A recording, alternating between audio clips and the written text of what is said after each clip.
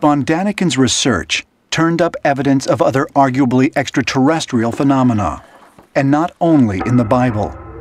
Almost every religion has similar stories about deities with spectacular powers and abilities who come to Earth and directly influence the lives of men. Suddenly one day I said to myself, now come on, this is similar to stories in so many old religions. Are they talking about extraterrestrials? These so-called gods are here, they give orders, they force the humans to do certain things, and one day they disappear.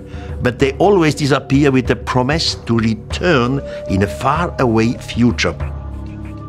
If, as I believe, people in ancient civilizations were familiar with space travel, people in ancient civilizations were in communication with human-like beings from other planets, then I think we should expect to find evidence for this in their literatures, which we do find. Throughout the ancient Sanskrit epics of India, there are numerous descriptions of vimanas, or mythical flying machines. One of these accounts even dates back over 5,000 years. In the Bhagavat Purana, which is an ancient Sanskrit history, there is a description of a spacecraft that was piloted by a king named Shalva. It's described that it was made of metal. It was described that it sometimes appeared to be in two places at once. It was described as having a motion similar to that of a butterfly. And these descriptions are consistent with what people who observe UFOs today report. In other Sanskrit texts, such as the Mahabharata, the Rig Veda, and the Ramayana, there can be found descriptions of Vimana measuring as wide as 100 feet, and often equipped with the capabilities of modern aircraft.